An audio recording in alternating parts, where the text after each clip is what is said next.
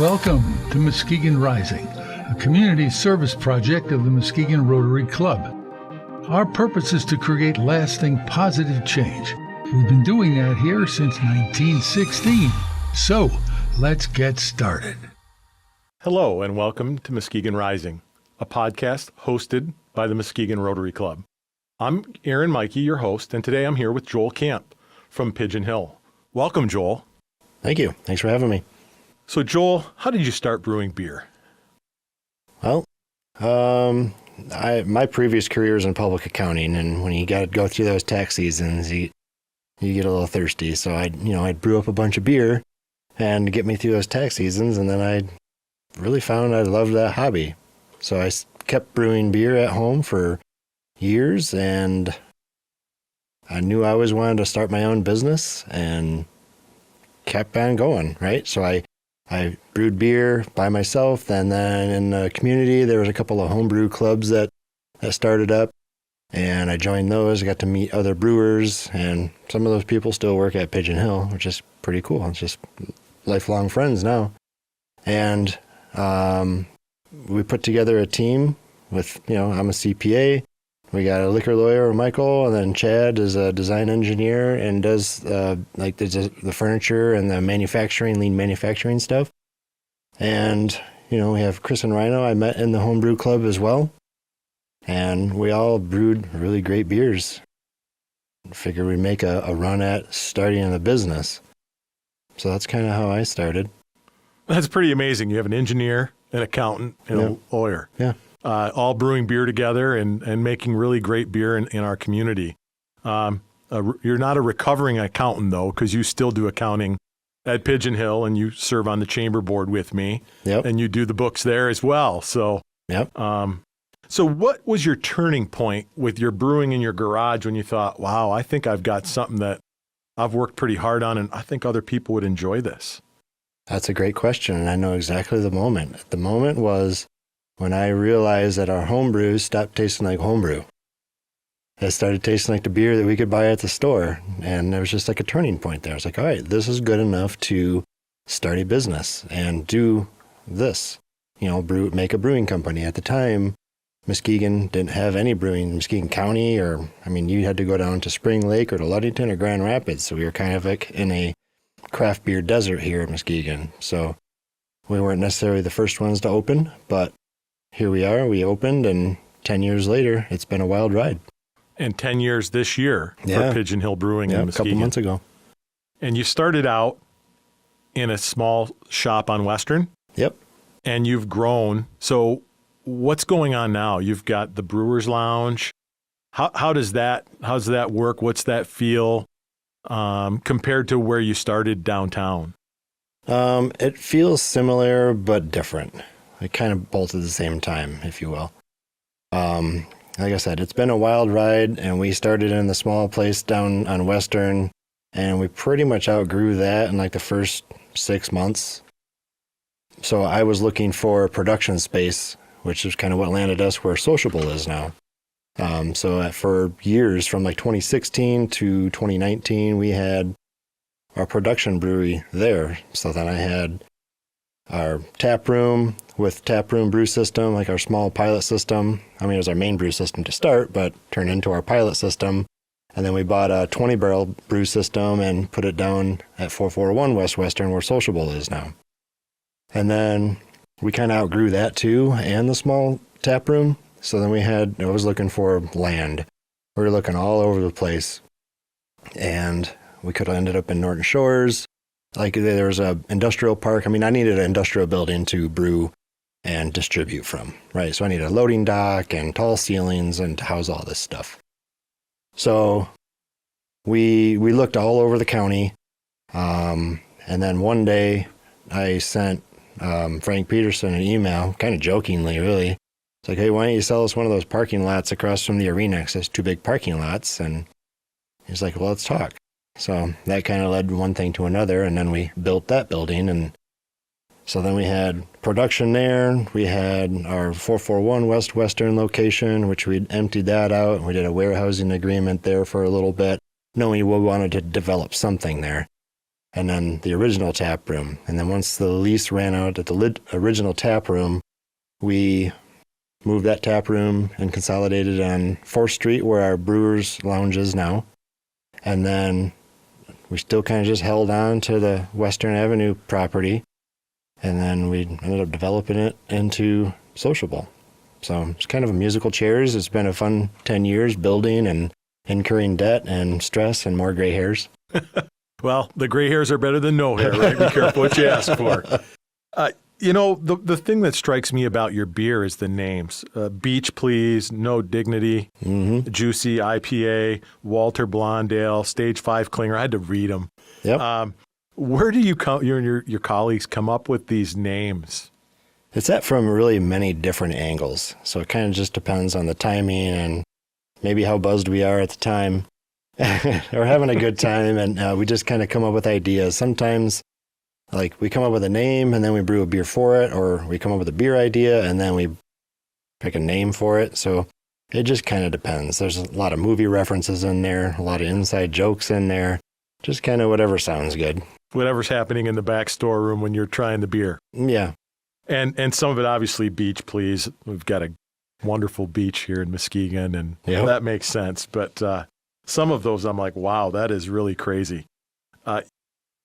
You also brought back Lake State Lager, and that's an old name beer from Muskegon. What brought you on to do that? We wanted to create a nice, light, crisp lager, because that's kind of where the industry was going in the last couple of years. Something that could hit a price point like below $10 a six-pack on the shelf. And so we developed the recipe, and we were trying to think of the name. This is one where the beer came first and then the name came after. It doesn't usually, it's the name and then the beer. But we were kind of striking out for several months on what we want to call this.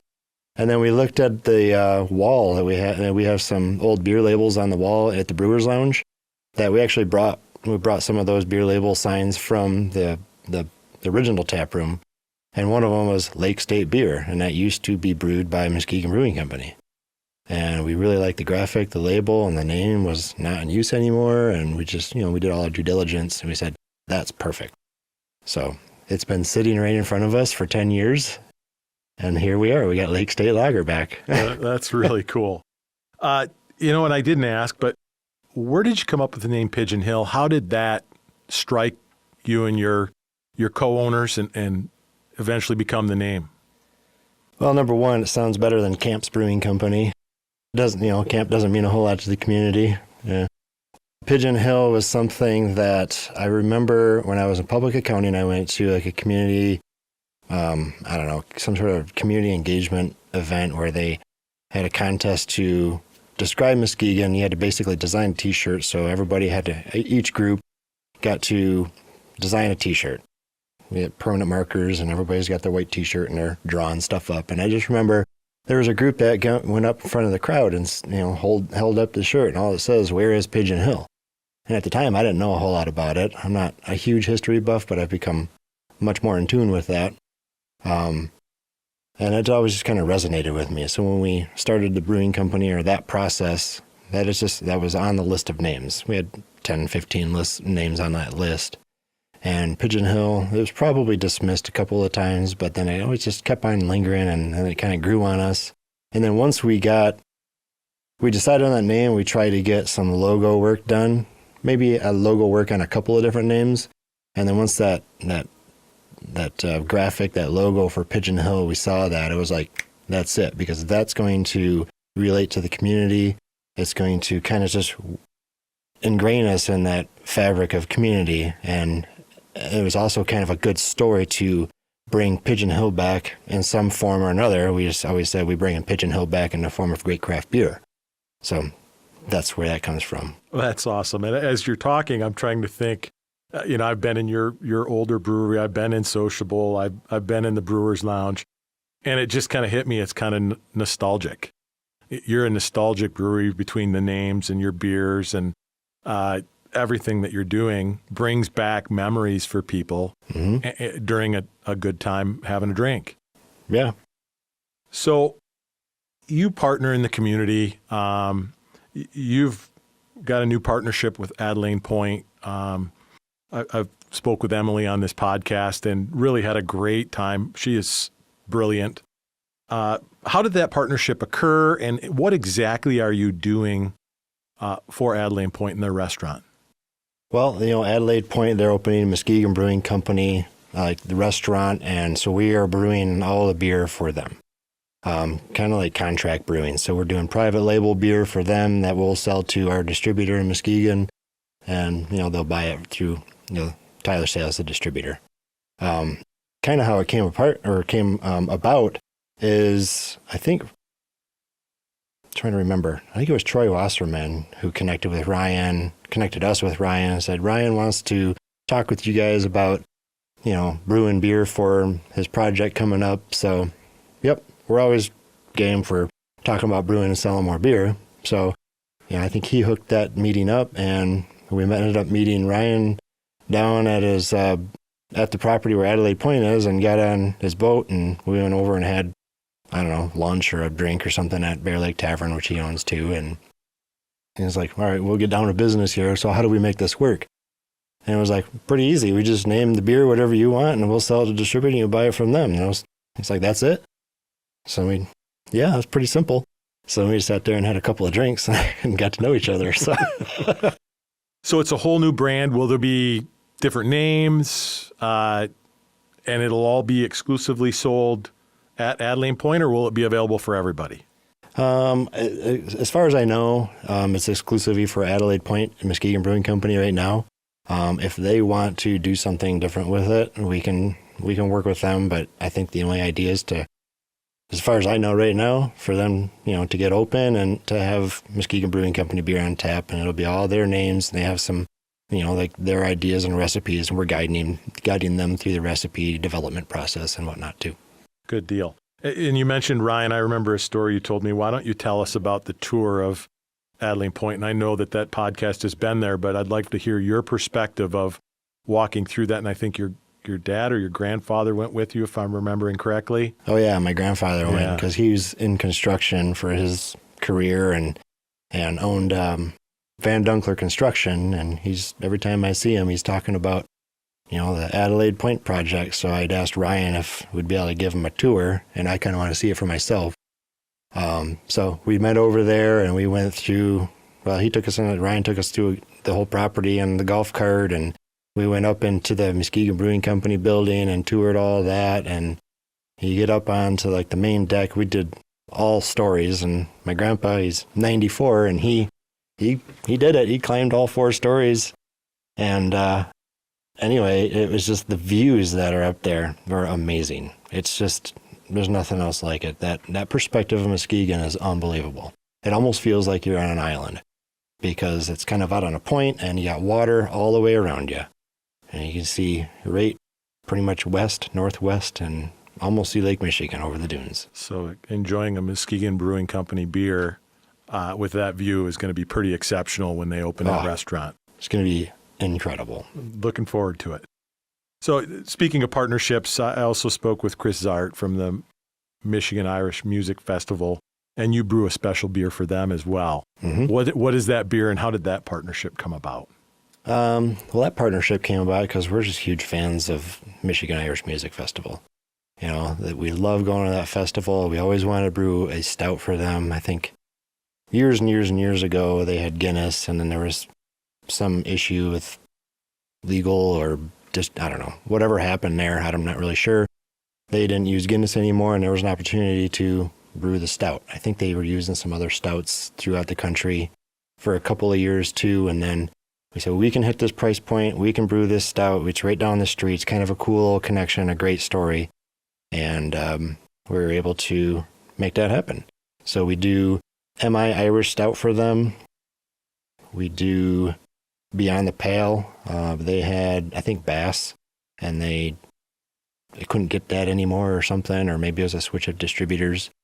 So we brew that for them, and we've always helped them out with stuff at their craft beer tent, Duff's Tavern, and we've done some ginger ale for them, some lemonade and kegs for some other mixers and stuff. So I don't know, we have a pretty good relationship with those guys. They do a great job, and we're happy to be involved. That's amazing. I think it's awesome to go to that, one of the largest festivals in the Midwest, and to be able to drink the local beer that is such high quality. So I wanted to focus on that for a minute and make sure, I mean, you're a local person, grew up here, brewing beer locally and partnering with tons of individuals here to make sure that we have quality, locally made beer. It's super exciting.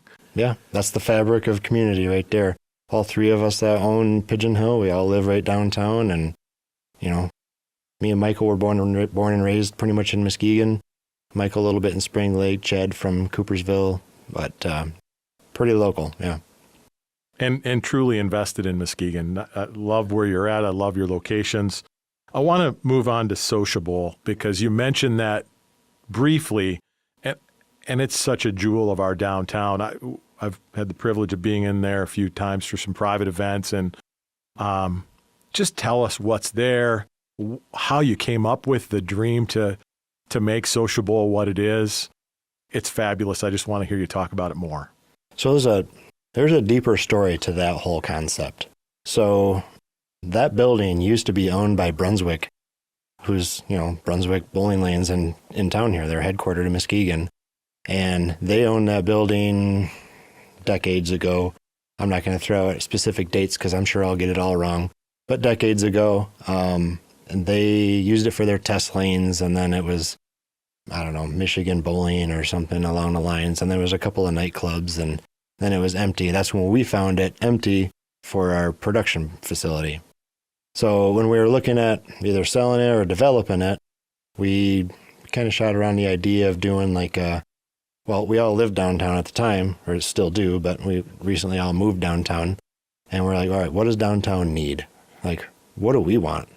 We want someplace fun to go to, someplace with activity, someplace so you can, we get drinking and eating establishments already, but we want a little bit more than that.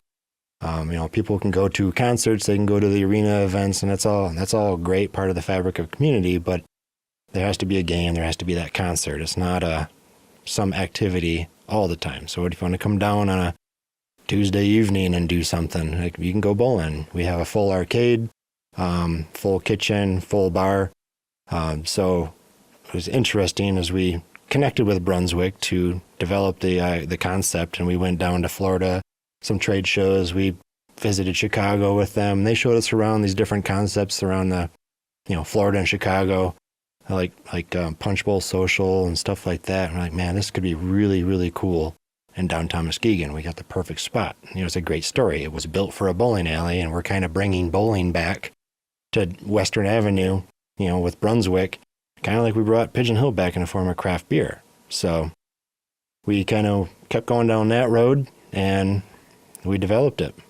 It was a tough thing to do, but we got it done. And you did most of it during COVID, right? You were building that during the pandemic, so it made it even more challenging. Yeah, like right after everything opened up. We were supposed to be starting to build that in 2020, but we did pump the brakes for a year or two, probably about a year and a half. And then, it was the supply chain issues, the scheduling issues, all of that stuff that unfolded after COVID. We went right through it, and we had to pivot, and we made it happen. Beyond the beer, the ceiling is the most spectacular part of that building to me. It's just so cool to look up and see how that's all designed, and it just you can see that it used to be a bowling alley with that arched roof. Yeah. Really beautiful. Yeah. So you mentioned distribution. How far and wide is Pigeon Hill distributed? Right now we distribute the whole state of Michigan. So UP, Detroit to St. Joe, a lot around Muskegon, obviously. We did send some beer down to Florida for a year or two, and then the distributor down there had some internal issues, and I don't know, that just kind of fizzled out. But we're just about to launch Northern Indiana distribution. Actually, next week, I think. Or this week. Actually, we're sending beer down there this week, and in 2 or 3 weeks, we're going to go down there and do the actual launch. Outstanding. So all over Michigan and now Northern Indiana. Yeah. Awesome. Well, yeah. So Joel, You've had a tremendous 10 years of growth, starting off small. What are your plans for growth in the next 10 years? Where do you see Pigeon Hill? The next 10 years, I see us, number one, paying down the debt that we've incurred over the last 10 years of building and growing. The true accountant, get rid of that debt, right? Got to get rid of that debt and get, we're in a healthy state right now, but we can be healthier when, if a downturn more significant than like COVID happens. I mean, who knows? I want to have that safety net. I want to have that equity built up. So, it's a balance of like building out. We have one suite that's available at the Social Bowl, like next to our arcade, and we're working with a group that is trying to bring Snurfer, the original snowboard, back to Muskegon. So we've been kind of working with those guys and shooting around some ideas. Nothing really official yet, but I can throw it out there because it's open and they exist and it's there. But it's a cool opportunity to really kind of build that out and maybe do some specialty retail on Western Avenue. Other than that, I've been spending a lot of time just refining the processes and getting things really efficient to just kind of control costs and pay down that debt and just operate and drive our quality and our service up. So I guess the big question for me, are you having fun? Because you obviously left public accounting because it's a grind. It's a grind. But, beer was your passion. Is it still fun? Or are you having a great time doing this? It's 100% fun. I love what I do. I love the team that I have around me. I love working with them. It's just, we're like one big family, and I wouldn't have it any other way. Now, could I do other stuff and make more money? I probably could, but it's not really what it's all about to me. I just like to do something that's really cool and creative. I have a little creative side to me. I am a drummer too. I like playing the drums. I haven't done it in a while. They're a little dusty, but I do have that creative side. So like the beer and the accounting and the business, all those things in my mind come together for me. And that's why I love really doing what I do. It kind of just satisfies all those little needs. Really awesome. Joel, is there anything that we haven't discussed that you'd like our listeners to know about Pigeon Hill? I can't really think of anything. Well, thank you so much, Joel. I'll say the nostalgic, recovering accountant, now brewer. Yep. Really appreciate your time here today. Yeah, thanks for having me. Thank you for listening to Muskegon Rising, where we focus on the amazing things happening here in Muskegon County. Please tune in for more episodes in the future.